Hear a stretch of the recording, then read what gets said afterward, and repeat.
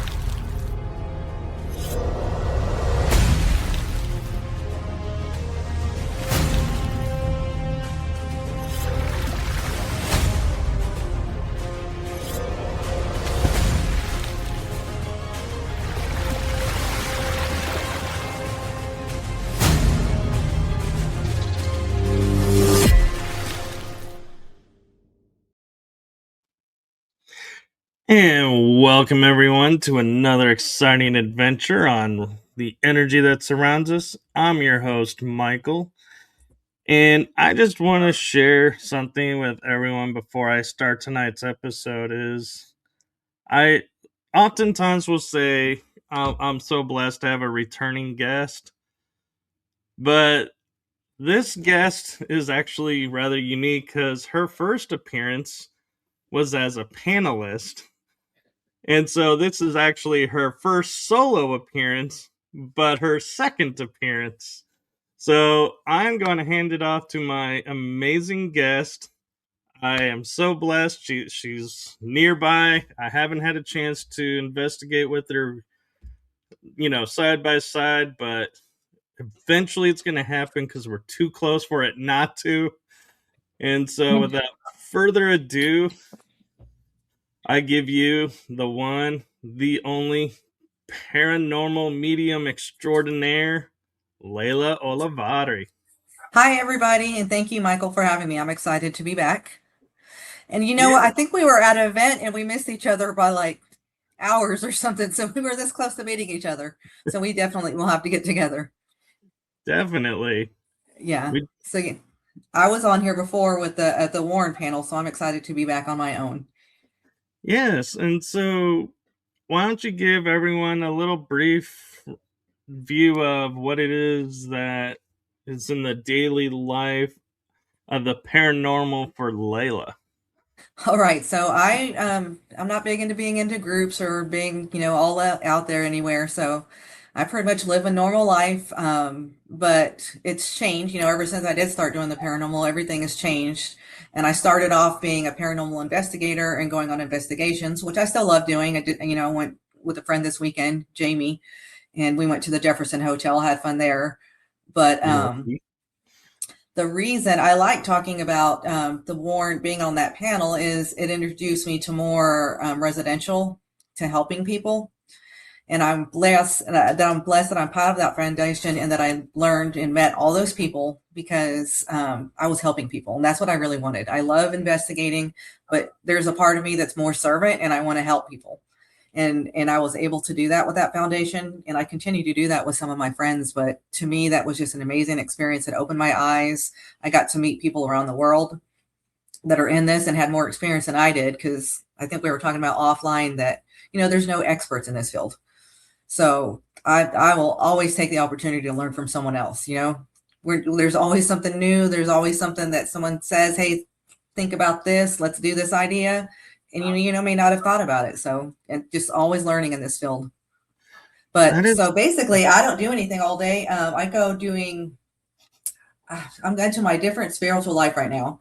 So I'm opening more of myself to my gifts and my abilities that I have right now. I've surrounded myself with people that are helping me do that. I was born and raised Catholic, so I suppressed all that. I'm sure there's a lot of people out there that are familiar with that. And so I'm just on my journey right now. No, that's really cool. And so, what has been, in your opinion, the biggest difference for paranormal investigators when going to, like, say, La Bahia, in Goliad versus doing a residential house? A residential house, there's people that are involved, their emotions are involved. And when it's gotten to the point where they're reaching out for help, they're usually really scared. So, and a lot of them have younger kids, and they're just at their point. They don't know what to do. So, your main job in that situation is to calm people down. Let them know, because I know everyone knows the D word nowadays, that everything's demonic. We know that's not true. And, they may have reached out to other people beforehand that have told them that. I've heard the craziest stories. I heard someone get told they had a spider demon. I heard we had someone that had land and they had two trailers on the land. They literally told them to destroy the trailers, and they literally blew one of them up because they said it was on the ritual land and that there was a spider demon there, and that was the only reason to get rid of it. So by the time they reach you or us, they're at their wits end. So it's basically you're trying to calm people down and you're trying to teach them what they need to do to deal with what they're dealing with. Sometimes it's an egregore, sometimes it's their energy that they're bringing it forward, sometimes it's mental issues, and sometimes you're just helping people. So it's and when you're going in an investigation, you're trying to get your own, you're trying to get EVPs, you're trying to get pictures, anything like that, and it's a whole different ball game. Without giving too many details, I'm curious, have you ever come across any clients where you say this is the best way to clear out what's here and this is how you can keep it gone, and then it's like you come back and they're like, well, we said we did everything, but it came back and it didn't work? And are you like, uh-huh, we can tell? Yes, all the time. And actually, I think some people were addicted almost to the attention they were getting from it, and they liked having whatever was around. They didn't really want to get rid of it. So, and a big thing of it too is you have to approach the people like how they are. So, depending on what religion they are. So, if they're Christian, you're going to go help with them with the Bible and that kind of stuff and help them. If they're Buddhist, you got to go that direction. But also, a big deal is if the whole family isn't willing to do it, it's usually not going to work. Like, say the wife reaches out to help and the husband doesn't really want to partake and doesn't really listen, that's not going to help, and those people will come back. So some people feed on it, some people just want to know what's there, and they're okay. Sometimes it's relative, sometimes it's nothing harmful, and they're okay with that, and we learn to we teach them to live with that. But then there's some people that want to know who it is. Did someone get killed? They're still looking at all the research and the crime and all that stuff, and they're just, I think it's more of an addiction in a different way.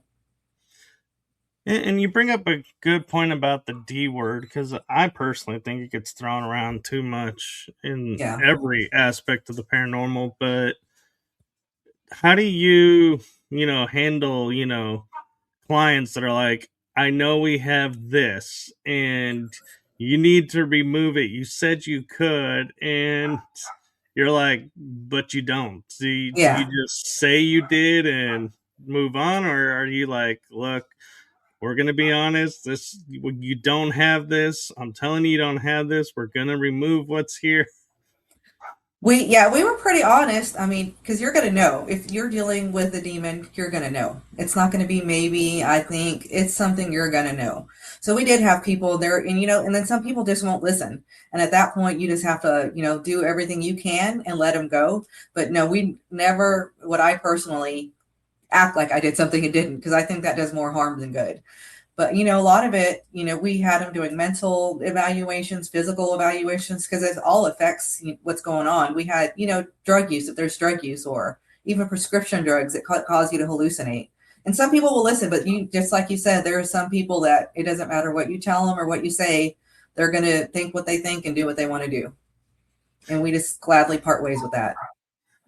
Right. And I'm wondering, whenever you were doing a personal home, did you ever get evidence and you were like, "Oh my god, I wish I was in a public venue because is such awesome evidence, but we can't We share it because this is someone's house."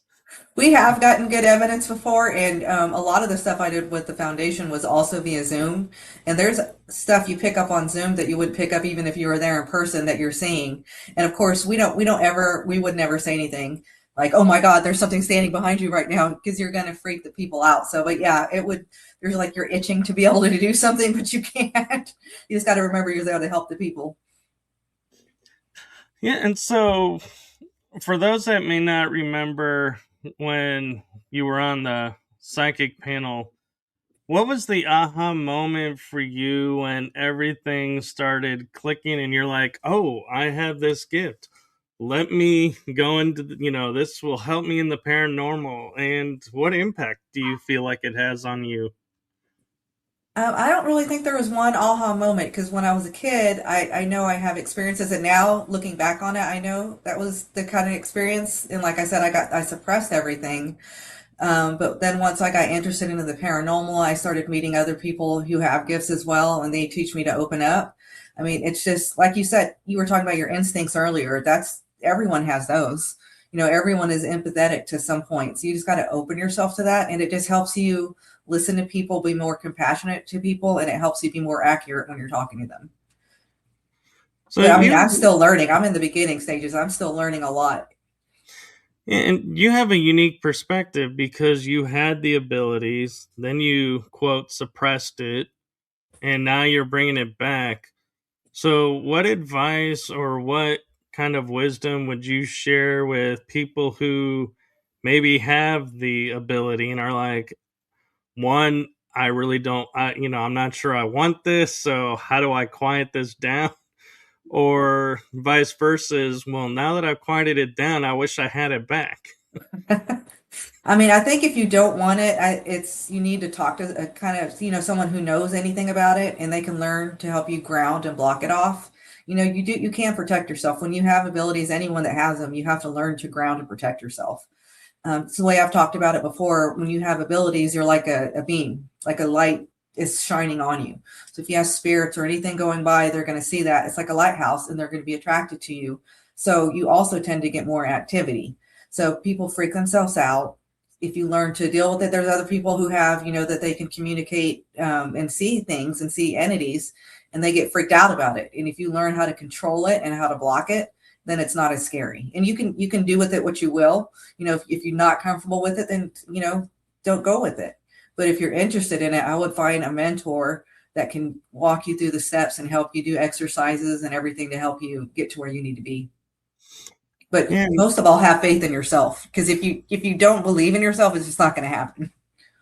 that's very true and everything, actually. Yeah, yeah, I'm like noticing the picture behind you, the scream.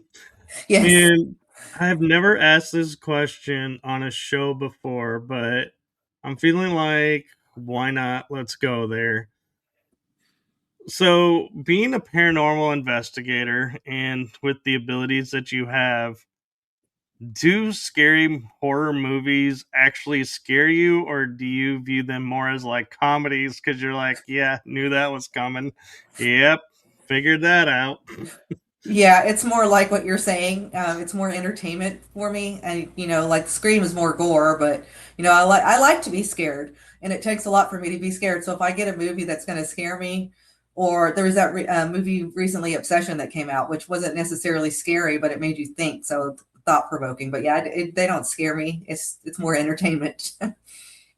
What do you think of the Final Destination series? Oh, those are one of my favorites. Those are one of my absolute favorites. When I used to go tanning back in the day when we didn't know better, I would be in the tanning bed imagining that scene. Or when you're behind a log truck, I still think of all that stuff. But no, that fascinates me. That the concept of it's good. Like you miss death and it's still going to come find you some way, somehow. Yeah, well, it's not that they missed it, it's they cheated him. And Yeah, they so cheated it. so I'm kind of curious, with your abilities, along those lines, do you feel like you could cheat death in a way because of your abilities and keep a leg up on what's coming? Or do you think your abilities may be like almost like a hindrance because everything will start looking like, ooh, this is an omen. Oh, this is a sign. Uh oh, and go I think, I nuts. mean, if you let it, it could do that. But I mean, and a lot of people who do have abilities, like myself, you don't, it kind of, when it's on means to you, it comes to you, you kind of block yourself. Like I couldn't do a reading on myself. Just like I have friends, Tammy, she's on here a lot with you. She's my very dear friend, but she couldn't do a reading on me because we're friends. So I think there's a part that the universe kind of balances that out or it doesn't let that happen. Yeah. And it is so interesting because she and I are friends too, but She's yet amazing. I it's love her. like we have a friendship that goes so far because I also get readings from her, so we have to keep it separate for Yeah, that part. she And it's knows like, way too much about me to do a reading on me. but we did a paranormal investigation one day in April, and I was kind of actually surprised, and I'm gonna lead a question to you on this. Is we found a portal where we were investigating, and with that, I'm wondering, are you one of those that with your abilities you can go, oh, there's a portal here, there's a portal over there, or are So I'm at the you? stage where I can sense that and I know there's something going on, but it's not as open like you're saying that there's a portal. Like I have a feeling like there's sometimes I'll be like, don't go over there. There's something bad over there. And I've been on it. We actually went to a Bobby Mackey's and I did not want to go up to the upstairs room where the caretaker was. We had two people that night that freaked out and almost left because they were upstairs. One, it was an older couple. The husband to this day will not go on any, he will not go into step foot to any haunted location. Whatever happened to them freaked him out so much. So it's more like the feeling I get there too, like there's something that's warning me, don't go over there. There's nothing good right there, or there's something that leads me to over here. There's a good spirit that's looking to reach out and needs help. Yeah, so do you think you'll ever find that moment like they say with everybody is this investigation is going to be my last one because I feel like either one, there's nothing left to learn, or two, this actually has freaked me out so much so that I can't do this anymore. I don't think I would ever get so freaked out that I couldn't do it anymore.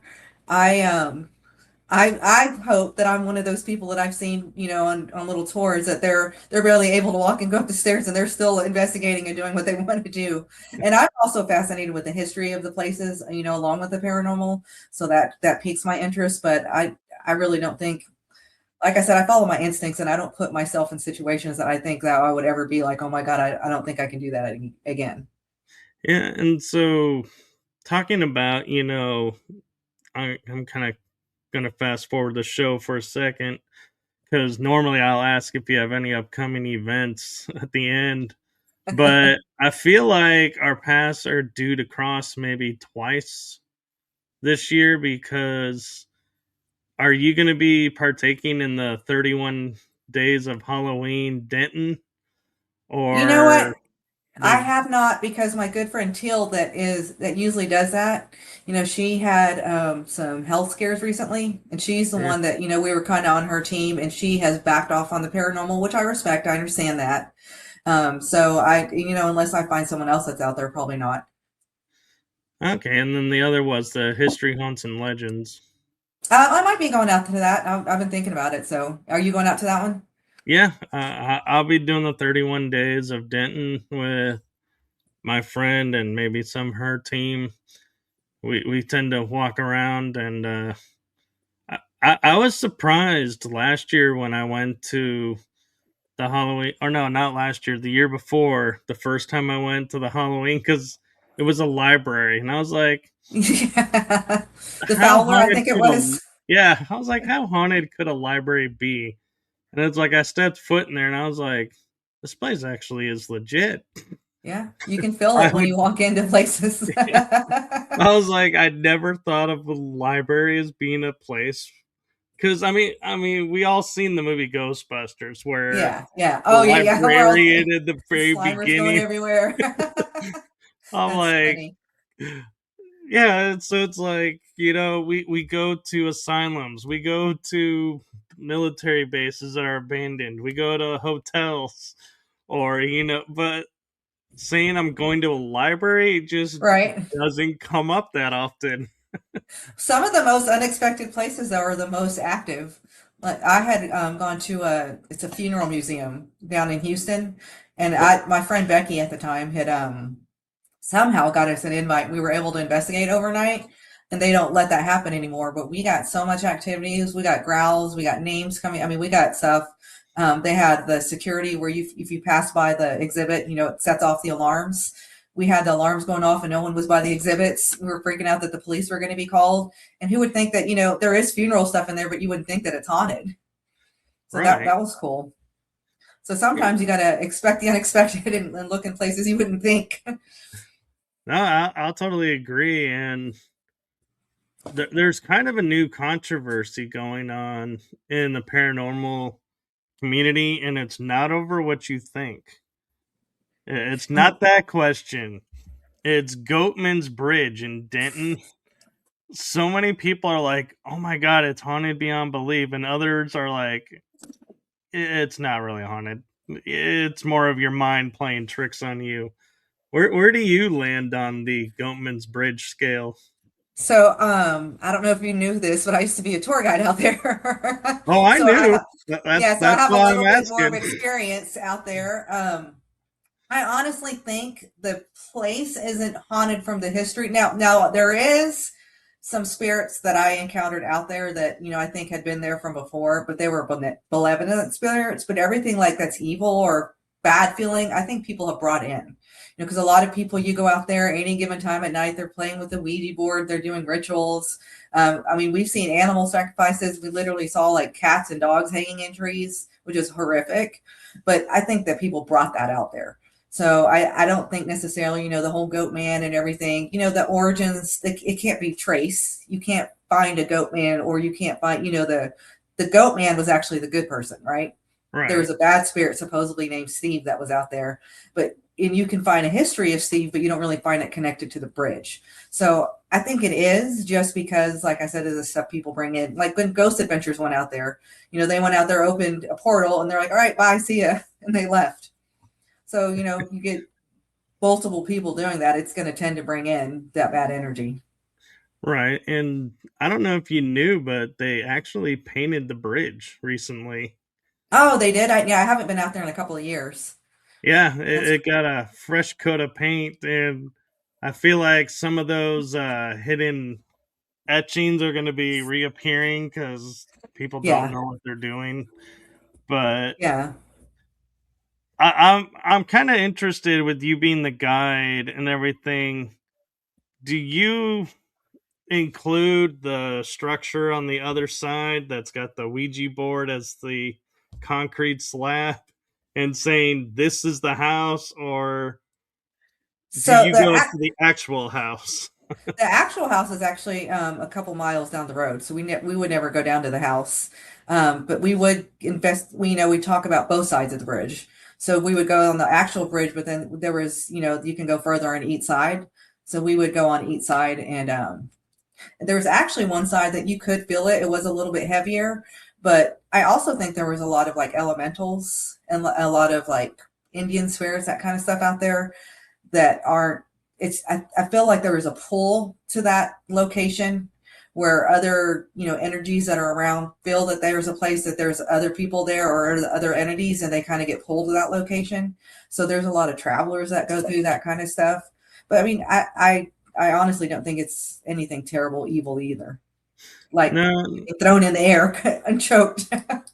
I, and I feel like the fact that the slab that we're talking about that's got the Ouija board like Yeah, covering the whole thing on the other yeah. side of the road, I think what adds to the mystique of it is you got to travel through the trees, and it's like you've got to follow a certain path, and it's really deep kind of feeling Yeah. in there. And so it's like, yeah, you feel like you're going into a horror movie just to get there And kind of it does feel. get dark really quick there. That's one of the cool things about that. When you're out there, it gets dark quick and it stays dark out there. So it's a little creepy, eerie feeling, but I think it's a fun thing too. Yeah. So what's been your craziest experiences there? At the Gutman Bridge, Yeah. we had one night where there was a storm coming in, and and we actually did, anytime Oscar, who's the actual goat man, who's a good person, would come through, we'd always get the same voice. I went there several times throughout the years, and it would always be the same voice. You knew it was him. But there was a storm coming one night, and the equipment started going crazy, and it was telling us to leave. So we ended our tour early and took off, and there was a tornado that was coming. So that was pretty cool. And I've had some clear EVPs at the spirit box sessions. I've had people, cuss me out, get the fuck out, leave, and it's but clear. You hear some of those, and you kind of have to listen and see what it is. But I've had some, I've had people get scratched out there. But I think there's a lot. I think that's a people's energy, and they go out there taunting that kind of thing. Oh So yeah. you're gonna whatever energy you're putting out is what you're gonna get back in. Right. I agree. And I'm kind of curious if you're kind of like I am, to where if a spirit says you need to leave like that, I'm like, okay, we can leave. But like you're saying, if they're like, you need to get the fuck out, I'm like, oh, now you're making me want to stay. It's Yeah, like, yeah, there's a different and be careful go. And there's a different than because I also think that they probably get sick of us, being out there all the time. And a lot of people confuse that and they think, they do think it's a demon or they hear a growl or they hear, oh, it says I'm the devil. That's not going to be the devil. That's not going to be a demon. That's just someone that's sick of you being there and they're trying to get rid of you. And yeah, I don't get scared at stuff like that because I really, if like I said before, if it's something really bad, you're gonna feel it. But that kind of stuff, it's more them just they're sick of you there and they're trying to scare you and get you out of there. yeah. And I'm starting to wonder now, because we always assume it's going to be a human spirit. And when we get like the growls, everyone automatically is like, oh, it's this. And I'm starting now to go, wait a minute. How in the paranormal field have we discounted and forgot about animal spirits?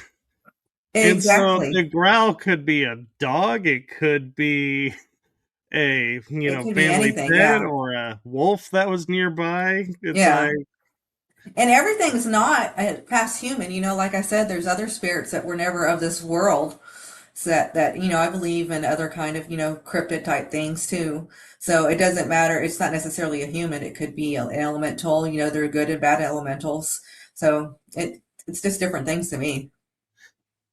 so where on the scale for Layla is the ET question? I actually believe in that. I really do. I believe in everything in that field. My dad was in the Air Force. And I never thought, until he got older, he was always obsessed with anything like, the communion back in the day, that book and the movies and all that kind of stuff. Oh And yeah. finally, but like a year before he passed, I asked him, I'm like, because he was in the Air Force, he was in Alaska, he was in different places. And I asked him if he ever experienced anything. He said he did. And they were told not to talk about it. It wasn't classified. So I'm like, there's something to that to me. And they've come out and admitted it now. So I absolutely believe in that. No, that's true. And now I have a really cool, fun follow-up question, is because this question comes from my own experience. So the ET's paranormal or not paranormal field criteria, like to investigate? Because I've Yeah, seen where the UFO community is like, we are not paranormal, and I don't we think are it's quite not. paranormal. I mean, I think it's like you kind of lump it in with the field, but I think it's I mean, in the paranormal field can be so much like Bigfoot, all that kind of stuff, but I just don't think I feel it lumped into that. See, and this is what I love about the paranormal field, because I'm kind of the opposite. I'm like, Uh-huh. paranormal is anything unexplained. A Yeah. UFO, by its namesake, is unexplained. Therefore, it's paranormal. And I look at it that way. And it's interesting. And Willow Roots Creations is saying how many places may just be a CIA operation or psyop or experiment. I think there could be some, but I also think that what they're experimenting on is what they have. They do have the alien technology there that they're experimenting on. Yeah, I will I think it's a definitely little bit agree. of both. I think it has to do with the places because if it's like a place like near a military base and it's like one specific claim, then I might sit there and go, that could be a psyop. That Yeah. could be government, experiments. Yeah. But if it's multiples that are like way off the scales of each other, I'm like, I don't know that I would classify that as a psyop because Exactly. there's too many variables to the psyop to keep track of. Well, and you've And had what reports where the whole entire town, gets some, they experience it in different ways. So how do you, I don't think that's an experiment. no, and I was gonna say what I'm meaning by variables is you have apparitions, you have growls, you have Yeah. moving objects, you have these are all so different in their own definition that it's like, yeah, we can't rig this to do Eh, everything. right. And I don't know. And some of the people's, if you listen to their stories, they're just, there's some of the people are very believable. They didn't want to come forward. They were embarrassed about it and they were kind of forced out into it. There's some people out there trying to make money off of it. And those, a little bit more skeptical, but the ones that are reluctant, to me, Yeah.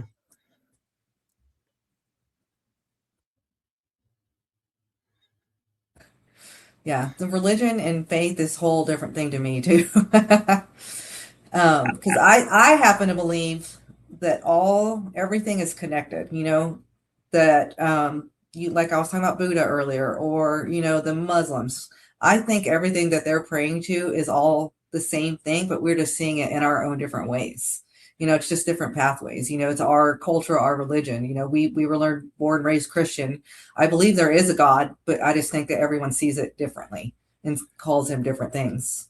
Well, I mean, let's look at, a prime example to back that up and kind of make sense of it is, we all have lawns that have grass, right? Yeah, But there's Bermuda grass, there's Kentucky exactly. bluegrass, there's, so there's different variations of the grass, but they're all grass. And it's the same in the paranormal because here we call them spirits, in the other places they call them jinns. It's all the same different. To me, it's the same thing, but they see it different culturally. Yeah. So there's just different ways to get to where you're going. And I I feel like even if you were to, look at, the religions and look at, everything going on, we can't say because, so many different things going on, this or that is what it is because everyone has their own perspectives, their own filters, so to speak, that they're bringing in. And so, like, you and I, and let's say four people are in this room, and we see, and I go, hey, there's an apparition of a lady in white just walked by. Yeah, Well, one of them may go, oh my God, a lady in white, that's an omen of death, and run out of the building. Well, then exactly. you're going to have somebody who's going to run out of the building because they're going to be like, I don't know if they're right, but if they're, I don't necessarily believe, but if they are, I don't want to be the one, so I'm with them. Yeah, So you have the exactly, follower. Eh, then you exactly. have like you and I would be like, well, let's go find out where she went, Yeah, and exactly. Let's get the our other, equipment and go. yeah, the others will be like, there was no apparition. I don't know what you're talking about. Yeah, that So is it's like, 100% true. And every religion, if you think about it, everything that they came, basically comes through humans, the Bible, the Quran, all that stuff. I know they say it comes from God and that, but the interpretation of it gets handed down through humans. And to me, it gets corrupted and it gets changed in a way, just like you're saying, my opinion is this, so I see it this way. Well, that person sees it another way. And it just gets to where we are. So I just think there is a higher being. Of course, obviously, I believe in God, but it's just how we see it. Yeah. I've had when I would lead groups like for events, I would say, I know this is going to be funny, but before we get started, I really need y'all to do me a favor. And in their in their mind, they're sitting there going, Yeah. "Yeah, he's going to ask us to do something paranormal, to do this or that." And I always I play the wild card, so to speak, because I'll always go, empty your minds, clear your minds, throw out every expectation, every possible outcome, just throw it all out.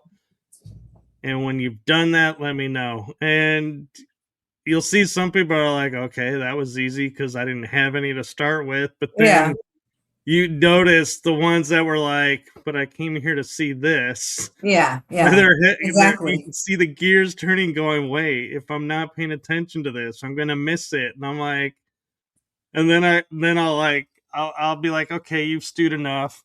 I'll go, you need to go in with an empty thought, an empty mind, with no expectations, because if you go in and saying this is a place for EVPs, you're gonna miss the apparition.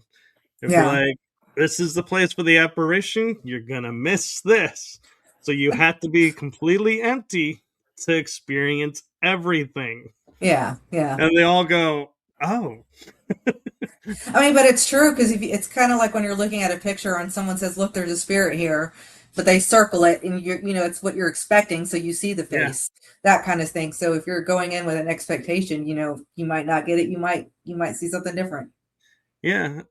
Willow Roots Creations is asking, what if it is the same with people thinking it's aliens or others think it's angels? I think that's people's perspective. I personally don't think it's the same thing. There is spiritual beings out there that I think do guide us and help us, and to me that's separate. But to hey, someone that's living in the woods somewhere, to them it might be. They not realize what it is, and they could think it's an angel. I'm kind of the field of, from my personal perspective, is we talk about aliens being, and we're referring to beings from another world. Angels, they come from another realm. So I say, another world. So to me, technically, They that could, yeah, makes them the technically they same are. thing. Yeah, But yeah, I mean, there's different class, of each. And so are they? Well, you could argue yes, but at the same time, you could argue no, because we're making assumptions, yeah. and that's where a lot of things go nutty. And so Yeah, I uh, mean, how much do they say that we don't use a huge portion of our brain, that if we did, it would be completely different and we could see differently. So we're just maybe not opening our minds, like you say, enough to see what it is. that that very well could be true. Down in Dirty Investigations is asking, are y'all paranormal investigators as far as investigating spirits, entities, etc.? Yes, yes. When I go on my own personal investigations, I do, and also you try to debunk, but yeah, I definitely go out and have my EVPs and that kind of stuff. Yeah, I am a metaphysical paranormal investigator, so I do bring metaphysics in. So that's where I somewhat differ from others. Is just means I look at things like Layla was saying. Mine's a little bit bigger as to the options that Yeah. I'll put out there, and saying, yeah, this is what it could be, versus limiting it down. And I will say investigating spirits entities, that's a small part of what we do, I would say. Yeah. Like I Oh, said earlier, I mean, the history of everything is a big deal to me as well. yeah. He was saying, I was doing an investigation in Gettysburg last week and I had an older couple join into my group and they were all into the Bigfoot, UFOs, and even fairies. It's not my cup of tea, but it's allowed. Well, kudos to you for allowing it because most people won't. And I feel like that limits the field. And Yeah, I do so too. I had to say, I respect the fact that, you openly say that's not my cup of tea, but you don't tell other people they can't do it and Exactly. limit them. So, Yeah. way to go on that. Keeping an open mind, like you said, and who knows what you might, might see something that you now believe in. Yeah. And I don't know if you've gone to Gettysburg. I haven't been there yet, No, but I haven't.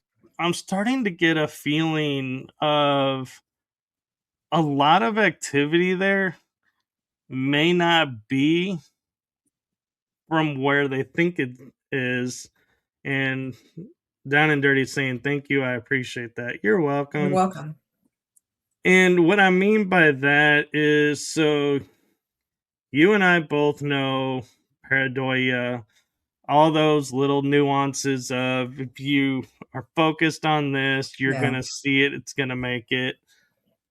So, what if, you know, you're going to this battlefield and everybody, I'm sorry, there's nobody that's going to go and investigate this field and say, hey, there was a battle here. I didn't know that. Or people died here. I didn't know Yeah. that. It's like, it's the impossible blank slate for a medium, so to speak, or Yeah. a Yeah. psychic. So, but with that being said, I wonder how many experiences there are actually experiences or things that your mind made so that you feel like you got what you came for because Yeah. that's what you were focused on. Yeah. I mean that makes sense. I can see how you can say that. I mean, and I've seen like some pictures that you do see the soldiers and that kind of stuff. But how you and I both know how rare that is. Right. So you're not going to go there every day and always get something amazing like that. So I can agree with that. Yeah, and one occurrence friend of mine that was on my show was telling me about was he said he went there and he thought he was part of a reenactment because he could see all the soldiers moving around. There was a mess tent, people were eating, they sat down to eat with them. And when it was all said and done, they went off to do their thing and came back and they said they were gone. So they went to the park rangers and were like, hey, what happened to the reenactment group? We wanted to thank them for that experience. And the park rangers were, we didn't have any reenactments today. That, See, that's the that's kind of thing that we would love to get. I would love to be able to experience something like that. Yeah, but when I think about it now, like where we are today in the field of the paranormal, I had to sit there and go, is that a and I don't mean this to sound like I'm, saying what they experienced didn't really happen. So don't confuse They'll it. come at you. What I'm saying is, did this experience unfold for them because they were open to Gettysburg, knowing what's going on, and thought, oh, there's a reenactment, so it became a reenactment for them Yeah, versus somebody else who's walking through and may just walk right by them and think, nothing reenactors, of it. whatever, no, Yeah, no biggie. And so they yeah. don't have the same experience. No, I mean, yeah, I mean, because like you said, people see things differently. So if you're more open to it, like you said, or if you're looking for that, but and also if you're open to any kind of abilities you had. That almost sounds like a glitch or something, that it goes because like a time slip or something, which is a whole nother weird thing. But I mean, I think that happens too. Yeah, I actually, from talking with a doctor on one of my shows, I can't think of her name for a second, but I was talking to her about how when I went to Vicksburg and was touring the battlefield with my parents, even though there's like no cannons around and they don't have a lot of like what you would consider like you would normally see in battlefields, it's mostly woods and like a few statues. But Yeah, I was like, there were troops here, and it's like and I'm relaying exactly what I'm seeing and yeah, smelling, and it's like you could taste it in the air, and it's like I was there. And so I thought, oh, I know I had a past life in the Civil War. I yeah, must be tapped into that. And when I went to Yorktown, same thing. It's like I could see what's going on, even yeah. though not really notably any signs. And when I was talking to her about it, she goes, well, that's because you time traveled. I was like, I See, did what? And she goes, when all five senses are engaged into that area, you have actually slipped into that area. And I was and you like, had a connection to it too, so that was probably even more.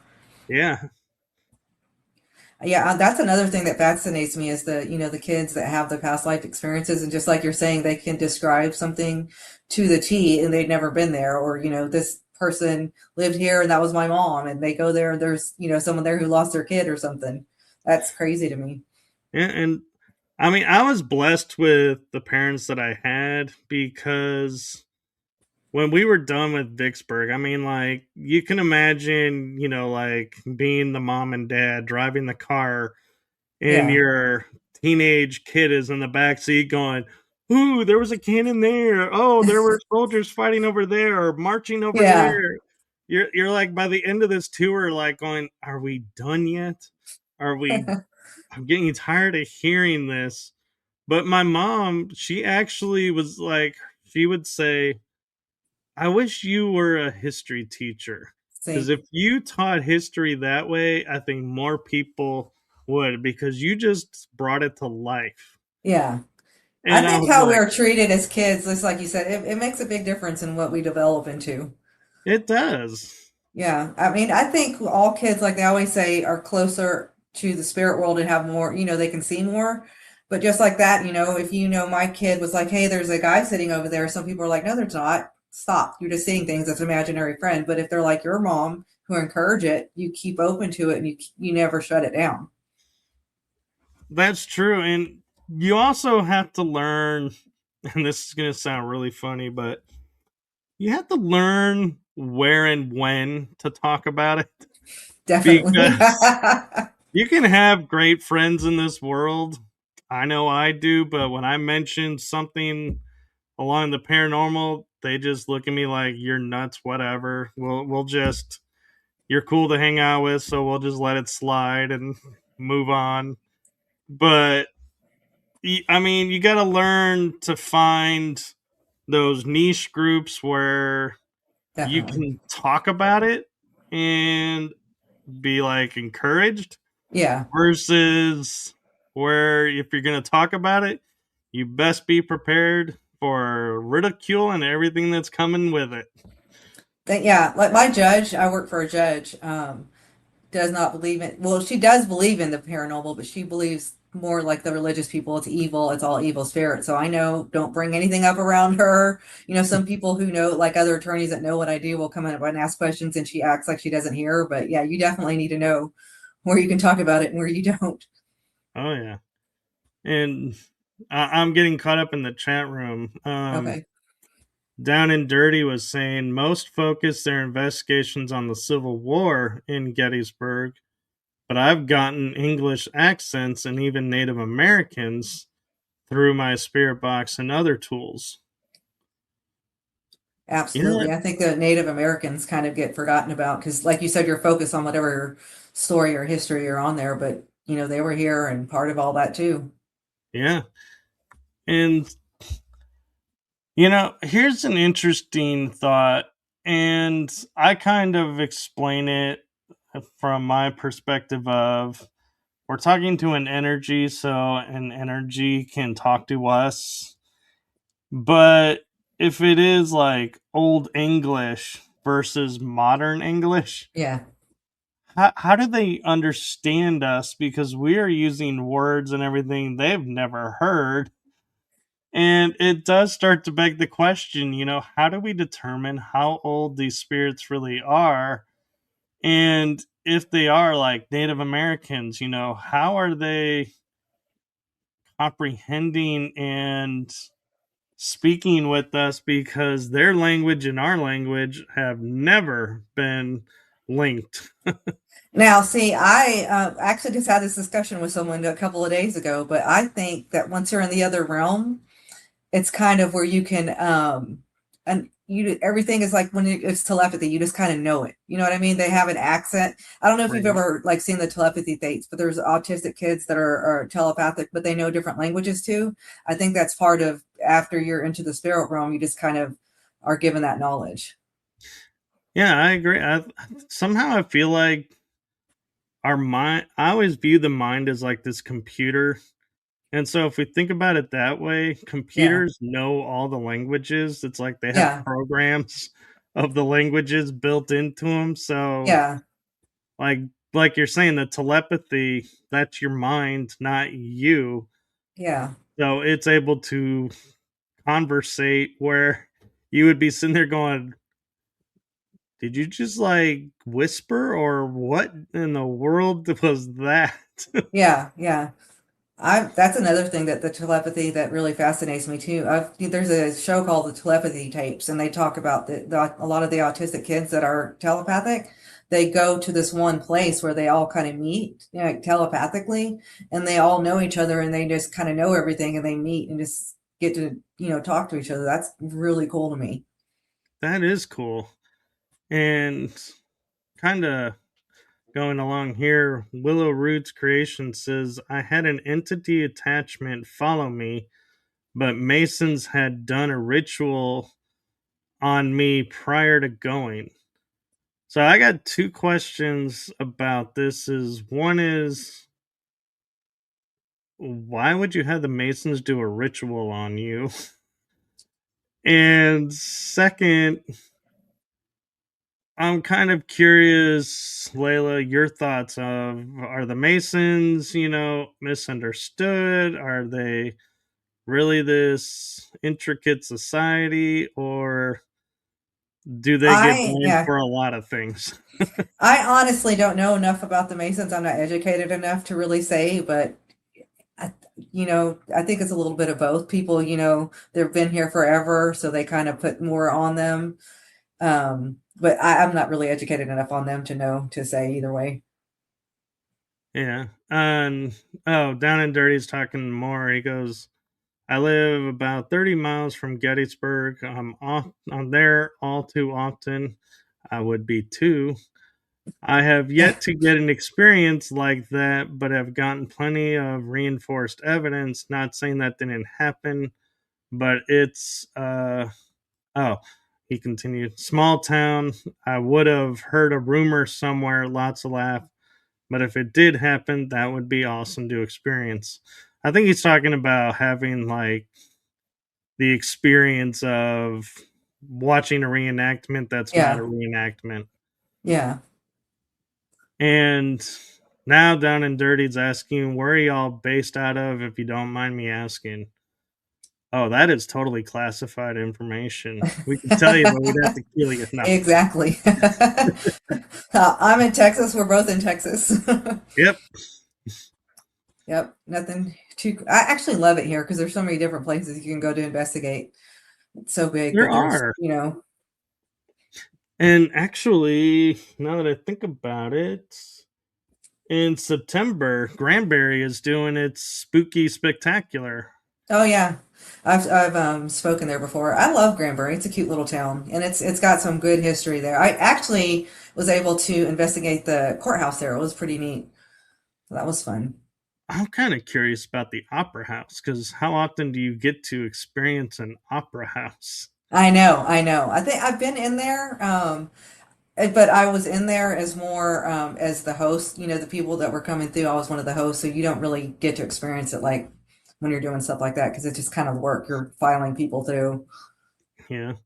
Down and Dirty was saying, I'm glad you said that about the languaging, the languages, because the British accents he had to put into an audio program on his computer and translate to detect what language it was because it wasn't typical British. No, it could have been Saxon, it could have been Welsh, it could have been Celtic, it could have been Gaelic. I mean, Yeah, there's a lot of accents in the British that people don't actually think about. yeah, Even the exactly. English don't understand the English over there. I can't with some of them. I'm like, that's too thick of an accent for me. Yeah, But it still fascinates me. they were saying like it sounded like British, but strong British, hard to understand on an SP7. That's funny. I don't like the SP7 personally because I don't like the static. To me, the static is distracting, and anything that's being said throughout the static, all I'm hearing is the static. Now, see, I don't. here's the cool thing about that though, because when you get something clear, it's amazing. Because like, so when I was in Jefferson, I was using the spirit box. We were doing little investigations, and my dad happened to have come through, and clear as day, he said "Mihop," which is his nickname that he used to call me. Clear as Right. day, and you hear it through the static. But I agree. Some of the times that people think they hear something, it's unless it's clear like that, which doesn't happen all the time. It's really hard. Yeah. Willow is saying there's good and bad. It started with good intentions. Oh, talking about the Masons, yeah. Yeah. And then said, but like many things got corrupted by greed, power, money. I actually would disagree with you, Willow. I don't think it's that it got corrupted. I think it got infiltrated and people went in to try and discredit. So they had an agenda they're enacting. So chances are you probably are not actually talking to a true Mason because I know a few true Masons and they talk about certain things to a certain extent and then they don't, but they're not into all the like secret dark rituals either. I think all that's been kind of drummed up to kind of sell a story. Like the movie Skulls. Do you remember that movie from the Oh yeah, 90s? That kind of sensationalize it. Just like the Conjuring movies, though. It's the same yeah, thing to me. There's, a lot of that. It's made for Hollywood, but, there's roots to where it came from, but yeah. they But make it bigger than it is. you watched Skulls for Joshua Jackson, didn't you? I did. I did. I was a Dawson's Creek fan. Yep. You caught me. You caught me. Who wasn't at that time though? I know, I know. Everyone loved Dawson's Creek. Those shows, just looking back on it, cracks. But it also brought, I Know What You Did Last Summer, those good movies too. Yeah, So, I would almost say Dawson's Creek would be the equivalent of Friends. yeah, you're right. I think you're right. Yeah, definitely. That was our version. Yeah, Down and Dirty it says, "Hey, I may need a lawyer." Lots of laughs. I can help you find one in Texas. But he's Willow says, "Yeah, there are many factions. Yes, infiltrated, causing corruption. I don't know why I kept wanting to say illustrated. Eyes Wide Shut. Oh, That that was a was good a one. good Yeah, movie. that was. And Dawson's Creek. Can y'all remind me that I am not young anymore? Oh We won't yeah. talk about that. We won't talk about that. We didn't say what age we were when we watched that show, you know. Yeah. We just say we knew the show.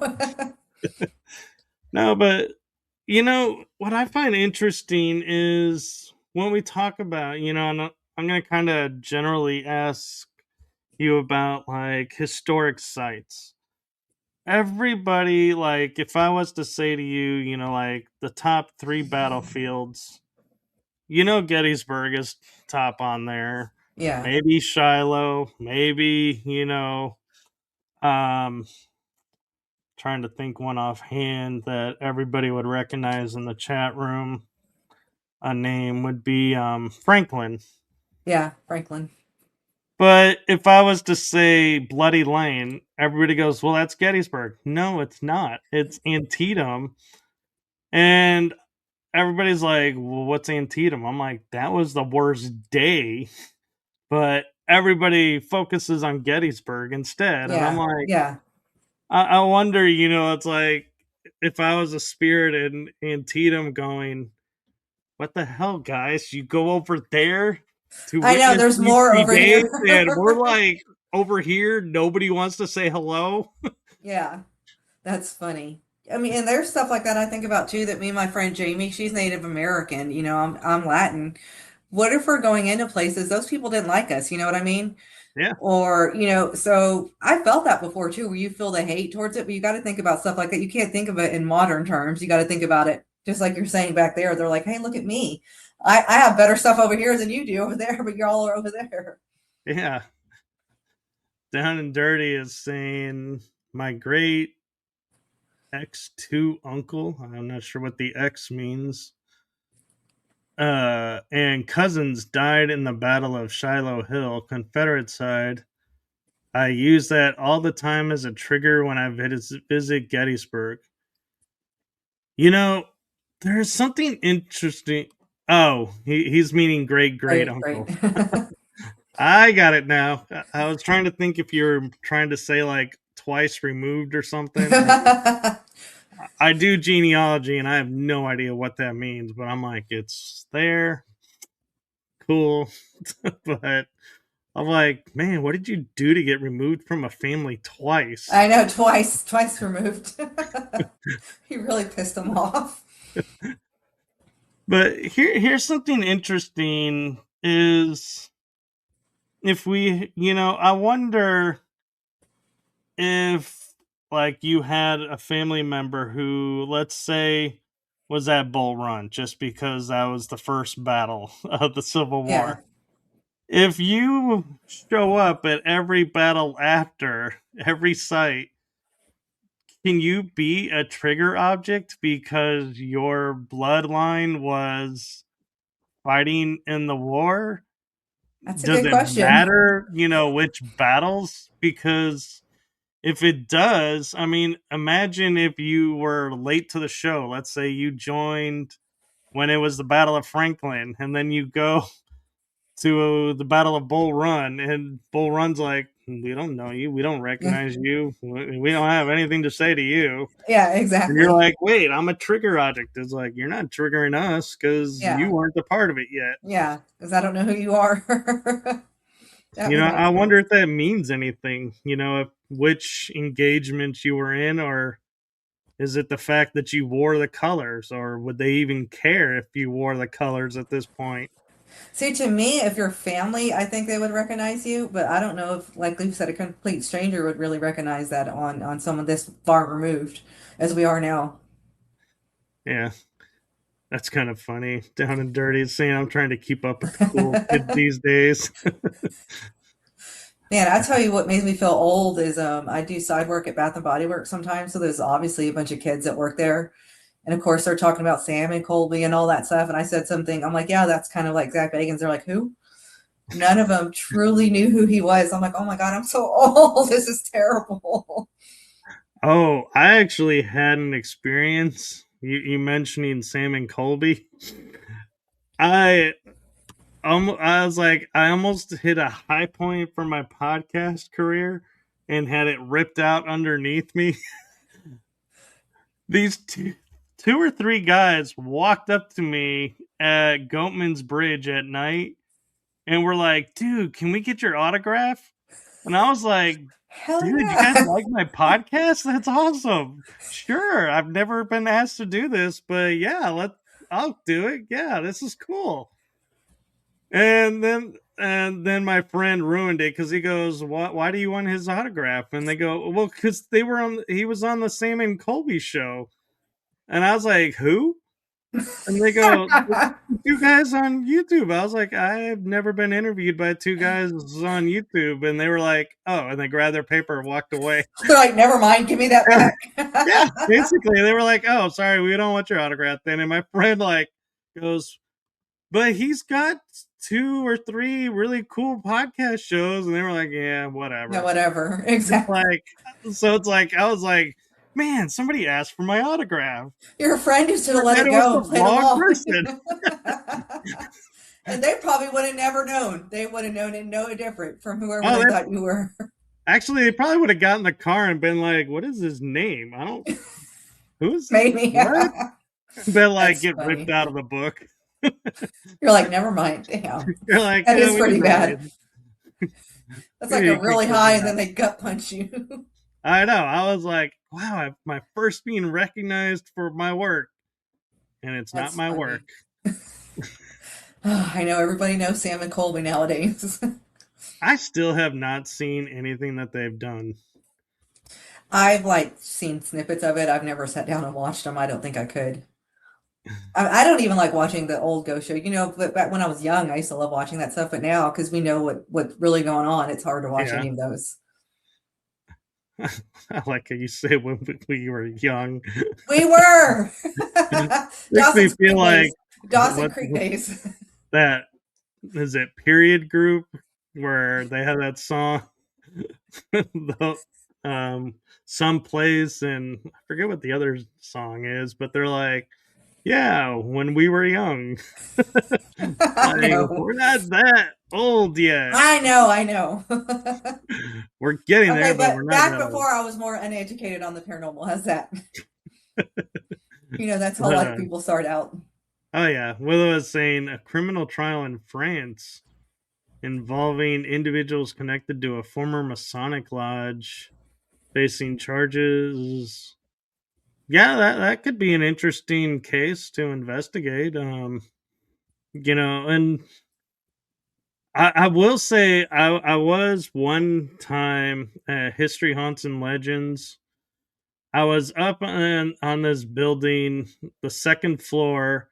It was me and Kellen, and we were walking down because they were doing the ghost box session and talking about who murdered who, and they were getting answers, and we're like, "Hey, we just found out who committed this unsolved murder because they admitted it on ghost box." And I was like, "Okay, that's cool." I was like, "Yeah, we solved the murder." All right.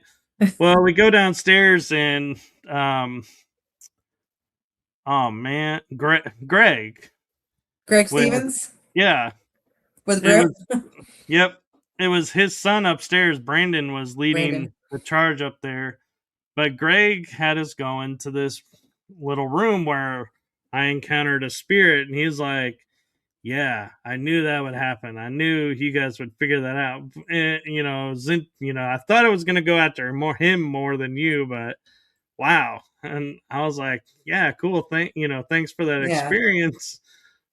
And I often wonder, though, with your background of paranormal and legal, if they were to take that recorded session into a courtroom and say, "Here is a confession," would it actually hold up, or would they get laughed out and They, said, "You totally fabricated that, it doesn't they would get count"? laughed out. They would get laughed out. They'd want it authenticated, certified, all this kind of stuff. I was just curious because I Yeah. mean, we all look about going there and you know, solving these, but are we truly ever going to solve anything? Because nothing that we have would count. Yeah. I mean, look at mediums when they help solve the cold cases and that kind of stuff. There's no real proof and they can't bring that as evidence to court. Like the medium told us to go over here and find the body. They, even though we know and we believe in that it's true. Yeah. That wouldn't hold up. We wish that would be nice if it did. But I there's so would. many fraudsters out there too, I guess.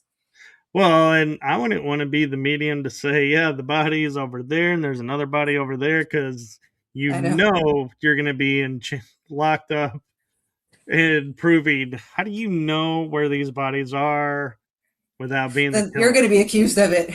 Yeah. I'm like, you're going to be forever marked as going behind bars, Yeah. suspected, because You knew you too know many where the bodies details. are. That's true. But Down and Dirty is saying we were on the Eisenhower Bridge. Soon after, it felt as if a whole battalion was marching over the bridge. Eisenhower was built after the war ended, so that was interesting. Well, but so here's what you got to understand. There could have been soldiers after the Civil War marching. There was the period of oh, what did they call it? It's not reintegration. What did they call the period after the Civil War? I know what you're talking about. I can't think of the term. Reconstruction. Thank you. That was You it. put me on the spot. I could never think of it like I know. I was like, I was working it. I didn't mean to put you on the spot. I was trying to work it out myself. And so you have troops moving around. So it could have been that. It could have been World War II, World War One troops, Yeah. training. So just because you're feeling it doesn't mean it's not possible because of time frame, because that's not the only war.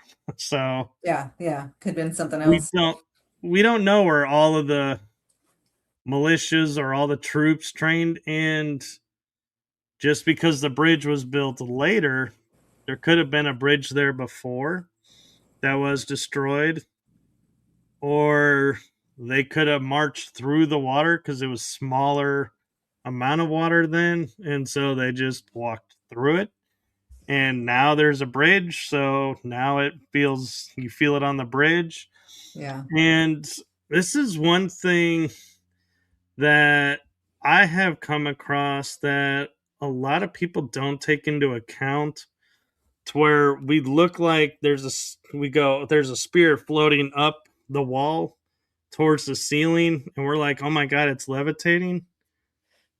But in their time frame, there could have been a stairwell there, Exactly. Yeah.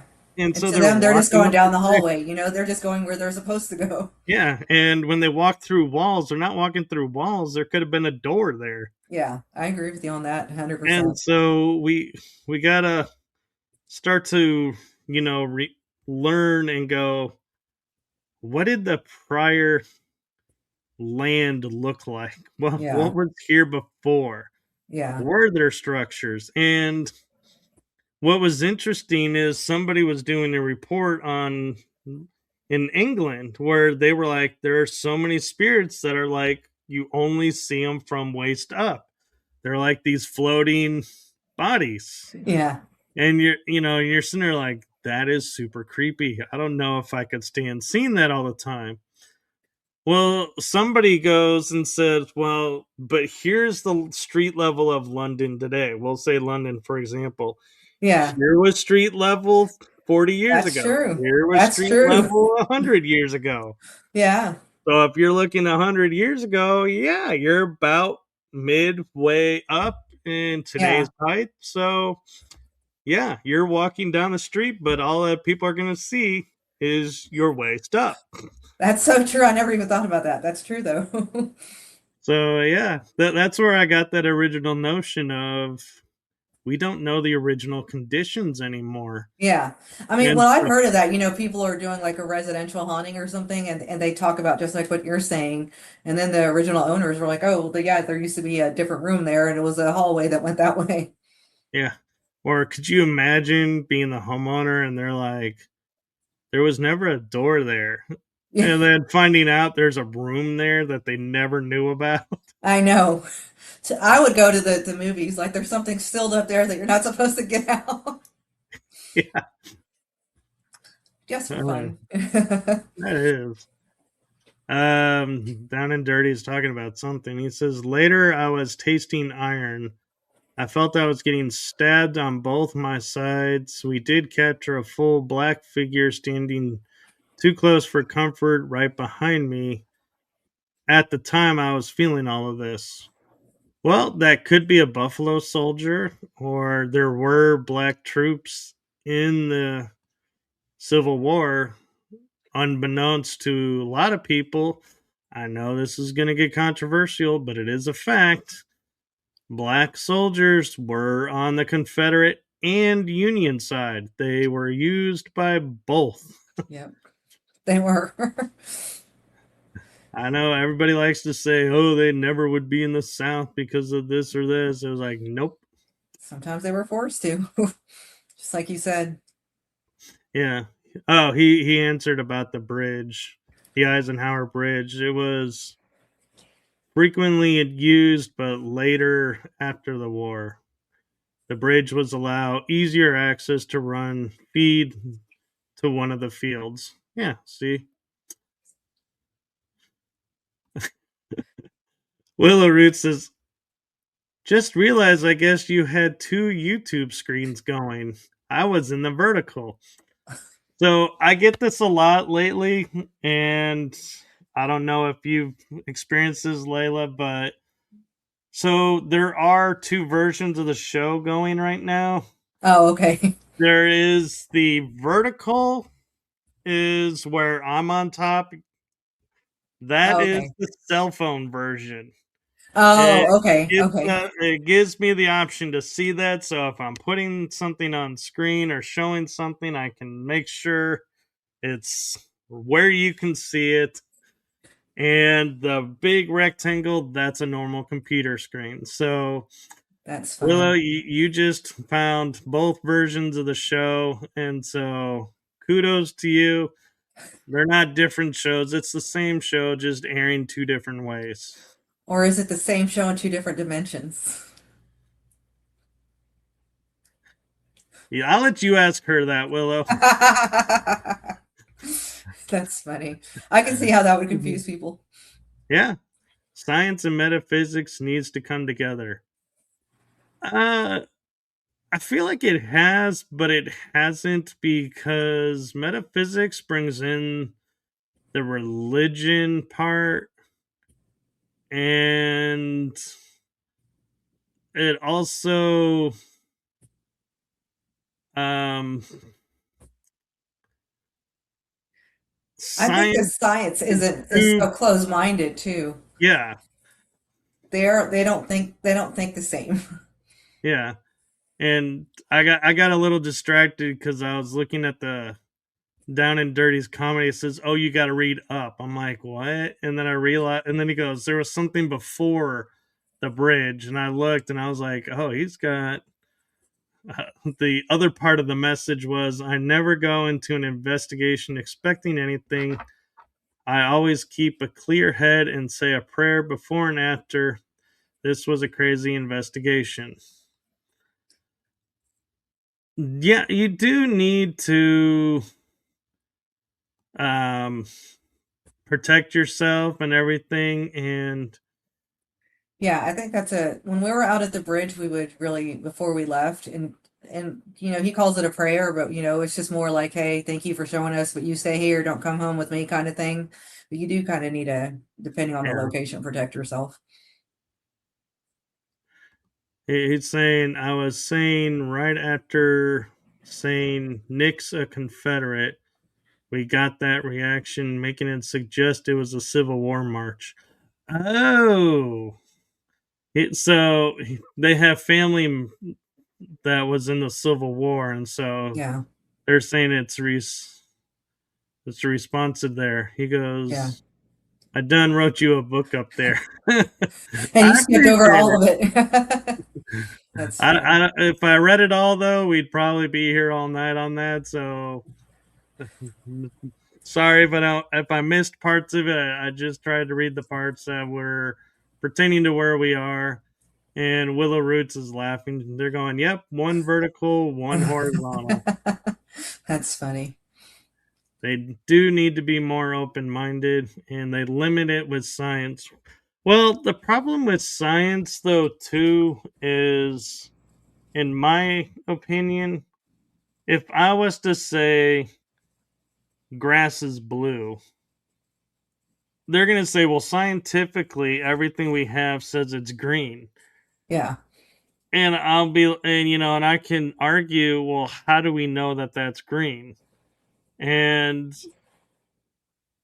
what's interesting, and they'll say, well, because it's reflecting the frequency that's green. I could then argue, how do we know that's what that frequency is? Yeah. Somewhere, someone just determined that and said it, so we all agreed and just accepted it. Yeah. Nobody today sits there and goes, maybe we should test to see, is this frequency really is green? Yeah. How do we know? And I think that's, one of the interesting things, and why I put it in a book, in one of my recent books. In the chapter, I titled it "Blind Truths That We Just or Truths We Blindly Accept," Right. because I mean, we look outside and we're like, I can say the sky is blue, and everyone's like, yes, it is. You just go How do along we with know it. it's blue? Well, because that's what we were taught. That's what we were told. Did we do any experiments to, validate that Yeah. that's what that is? No, because You just got told science that and we told us. accept it. Yeah, science told us that. Yeah. But everything that's been done, no matter what, no matter when, has never, I think, actually been validated. I think it was all done in a time period where everybody was like, yep, cool, we have that. Now we know what And just that went is. with it. Moving on.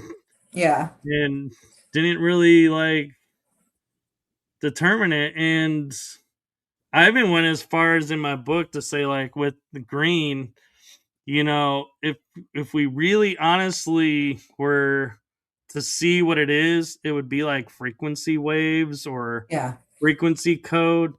And so Yeah. I make the little comment just to be funny.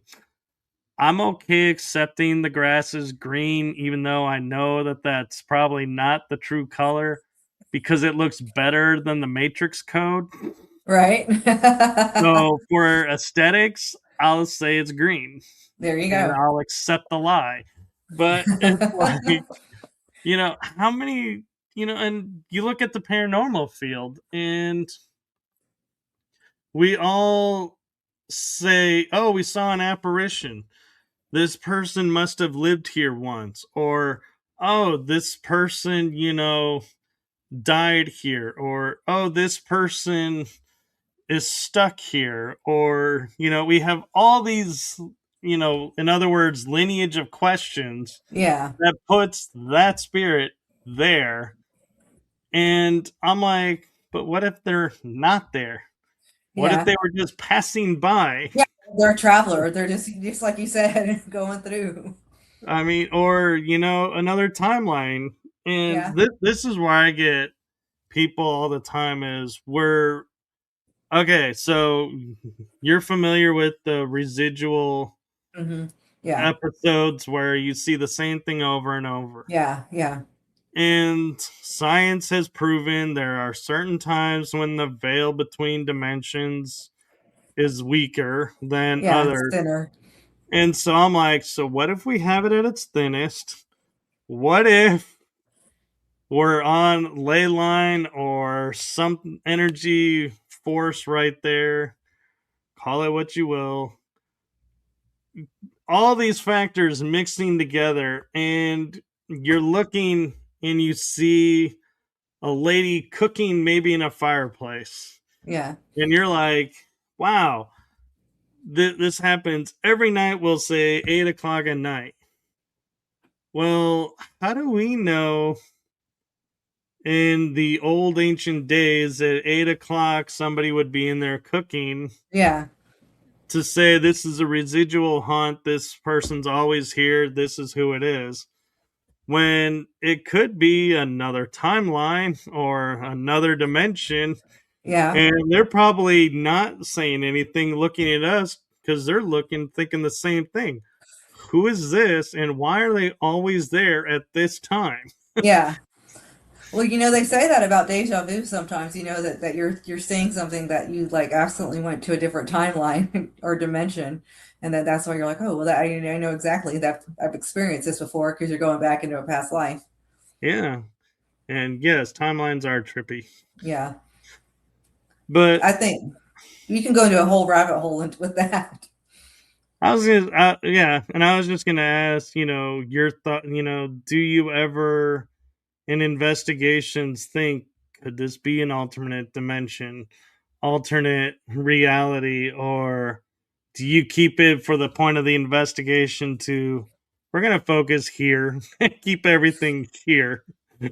Yeah, I focus more here, but like you said, if I were to see like a whole reenactment type thing, I would, it could be something that I would revisit, but I don't go in thinking that. I go in thinking it's, what's there right now. Yeah. What do you think when people say, oh, this ghost is stuck here, this spirit is stuck here? Do you actually think that that's valid and possible, or I think in a way it can be because, everyone says God gives you free will, right? So what if, there's their free will to stay here right now for some reason, whatever in their mind, they got stuck wherever they're at in that time period and don't know that they can move forward. Um, I also believe that there is possibilities where there's a lot of spirits, that there is a bad spirit that kind of keeps them there sometimes, and because they're just stronger than whatever else is there. But I think it's more like a mindset here, just like we're human, we have different mindsets. I think it could be the same way. yeah? Because I'm of the opinion their energy. Yeah, If science is the know all be all, what is the one first law of energy that science teaches us? It can neither be created or destroyed. So, yeah, how do you contain it? yeah, It's yeah. like, I mean, I think it's I don't know if it's more that it's like a part of them, their soul or something is kind of stuck behind, but it's, because they don't understand what's happened to them. yeah. And yeah, and deja vu, there is a form of deja vu Willow was kind of talking about just now, where we're starting to call them Mandela effects Oh, because yeah. they're becoming more rampant. And that is where events happened, but then they happened again. And it's Yeah. like, how is this possible? And my favorite one is, and it's my favorite one because it's like there's actual proof evidence and it's hilarious to look at, but it's the Fruit of the Loom logo, Oh, yeah, yeah. I've heard that where one. they have a letter in the late 90s 2000s that says, we have never had the cornucopia as our part of our logo. And then you have someone with the receipt from the 70s or 80s with the cornucopia in the That's funny. logo. And you're like, this is a receipt from your store. So it was That's there, your logo, but your paperwork is saying this. So how can we have both? And it's right? like, and it's not like this is a crisp, clean, receipt either that Yeah, somebody yeah, pressed and kept. It's yeah, all crumbled up and faded and everything, but it's like you could tell it's old. yeah. But it's like, yeah, the evidence is there, but yet you're telling us it's not there. What? And so I know. The Mandela effect just it trips me out too. Like the whole Shazam movie, they say, that there's a movie Shazam that never really happened, but everyone swears they watched it.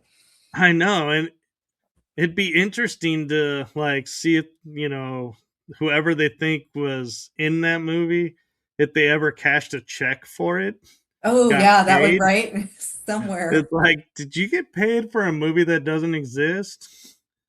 That would be cool, right? You'd have that kind of proof of it.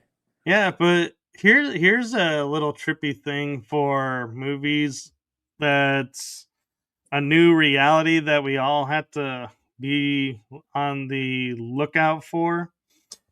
and that is like Jack Black testified and talked about this, and some other actors have, Hmm. to where they get approached by a studio and they say, "Hey, we're tapping you to do this movie.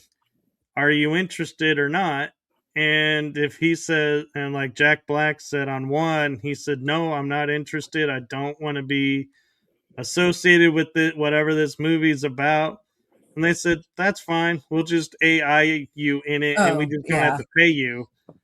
And he's like, "All right, I'll do it." Because then at least he's getting paid for work, yeah, since it's his image. yeah, But that's going to be the new, like, almost like a Mandela effect, is going to be, are these actors really in these movies or are yeah. they generated copies? Or I mean, And now we're getting like AI songs and all that kind of stuff too.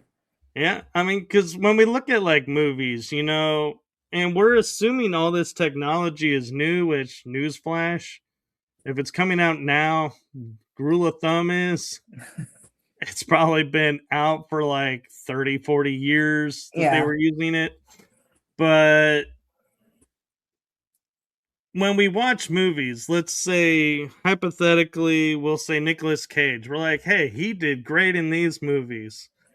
And then you watch him in this one movie and you're like, dude, that is like, he was so awful in it that. was terrible.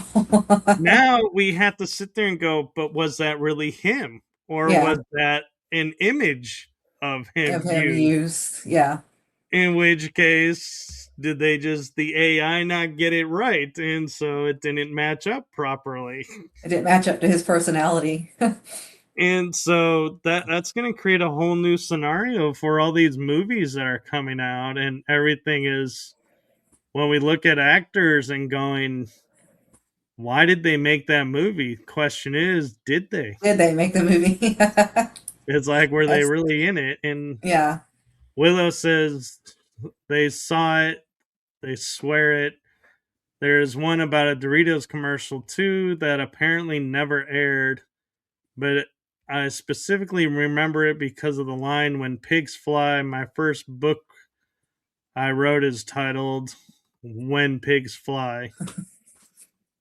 Yeah, so some of this, folks, I'm just gonna take a second here and say, when there's like a little bit in one message because a really big message, you're only allowed so many characters to a comment. So if you're over, that's why it's like it's putting it in different the ones. little bit is on the other part. It's I don't think it's that, like, I don't think in this case Willow didn't remember the title of their book and Yeah, then wrote it like a couple seconds later. I was like, nope, they ran out of room, so they put it in below. And so that's where a lot of messages seem like they're really big and then short, is because it's one message just yeah, and it can had to be cuts it broken off and into parts. continues. That makes sense. But yeah, I mean, where do you stand on the whole, did this, like, certain commercials, did they really air if we don't have proof of seeing them? Or was a book written but nobody has ever seen this book? It's like, you always hear of, like, oh, there's this story that was told, but now Yeah. I can't find it. It's like, well, was it told, or are you like making up a title out of I thin think that's like air? I said, the mind is a powerful thing. So, you can, and even I think it's like mass, right? You can happen mass amount of people, just like you're talking about. Did I see this commercial? Did I not? But I mean, the mind is a crazy thing. You can trick it to believe things that, you'll absolutely be convinced in it and it never happened. So I definitely think it can happen. Yeah, and so I know we're getting, oh, we are over time. Oops. Oh, okay. Just I kidding. was like about to say we're getting close to it. I was like, oh, we're at an hour We're and over. 34 minutes. I was like, oh, Oh, we're actually over. it went by quick. It did. But I was gonna ask, in from your perspective, because everybody brings a unique perspective to the paranormal and everything, but with you having abilities and everything, what is your hope to see the paranormal field develop into in the next, let's say, 2 to 5 years? Man, I would hope, first of all, that everyone would quit fighting so damn much and that everyone would be able to come together. But I think I wish that science would advance enough that there are some of the things that we see that we'd be able to prove. But I think everything's, like I said, ever changing. So, maybe one day we would be able to get scientific proof of that what we're getting is real.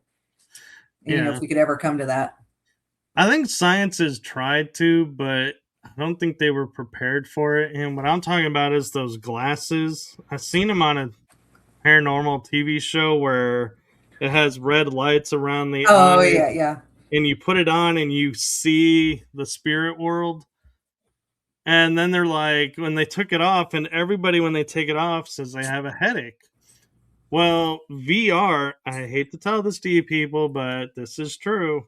When you put virtual reality headsets on and you're spending hours in that VR world, you are reprogramming your mind. your Your mind. mind is Yeah, mapping reality to be the VR. yeah.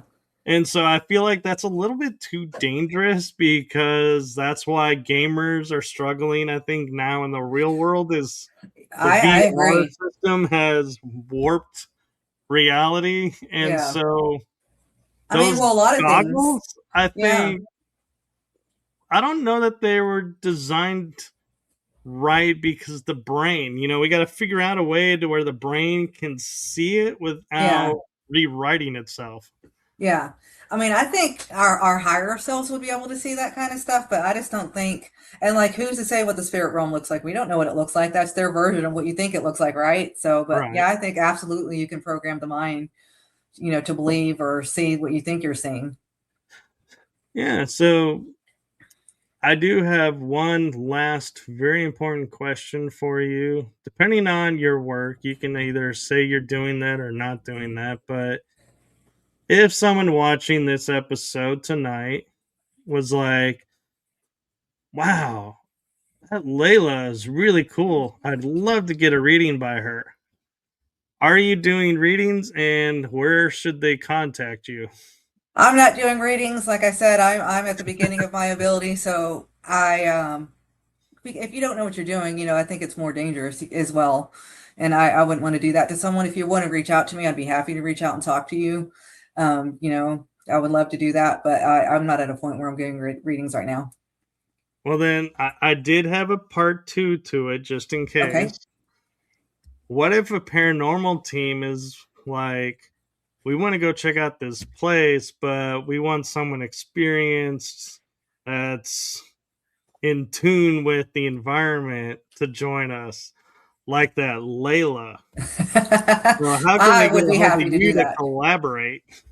You can reach out to me on my Facebook and under my name. I recommend you send me a message because if I just get a friend request and I don't know you, I'm probably not going to accept it because there's a lot of crazy people out there. But reach out to me, direct message me, Instagram, anything you want. I'd be happy to do that. No, very cool. And so I have a new out signing for the show since you've been on. Okay, cool. And it's a personal message from me to you. And so that is from my heart and the heart of my shows to you. Thank you for what you're doing for the paranormal and for humanity and the community. Thank you for being you. Oh, thank you. Always a pleasure having you on. I loved it. I really enjoyed it. Thank you for having me back. Yes, we'll have to do it again, and maybe And not. hopefully we'll get to meet up soon in person. Hopefully, we have 3 opportunities coming up. Maybe we'll get Yeah. lucky. Yeah. Well, it's got to work out sometime. It's just got to. We're too close for it not I to. know. It's I like, know. Exactly. I meet up with my friends that are like in different states, so surely we're this close. We'll make it happen. We'll make it happen. I think that's the problem. We're not far enough apart, because when it's Right? distance, you make more of an effort to connect. When it's close, you're like, I can do that anytime, and it gets That's pushed off. true. Exactly. And we shouldn't do that. But yeah, so thank you for coming on again, and thank you for sharing everything with us. And was a lot of great fun. And I looked, we actually did get to cover all the topics, even though it looked Yeah. like we had no idea where we were going. Right. But it worked. We made it work. It's because we're the cool kids. That's right. Exactly. The Dawson Creek Cool Kids. We own our Dawson Creek That's side. right. Hey, I'm not ashamed. Although I will say I don't have that on DVD yet. I know. I need to watch it. It's been so long since but you know what? It'll ruin it if I watch it again because then it I won't be as good know. as I remember. We'll So it's probably better that way. catch like the season opener and be like, how was this so engaging? And why were we watching this so religiously? Exactly. Exactly. Then it'll ruin the memory for us. Exactly. All right. Well, have a wonderful night and rest Thank of the you. week. You too. And I will see everyone on the next episode. Bye. Thank you for having me. Thank you.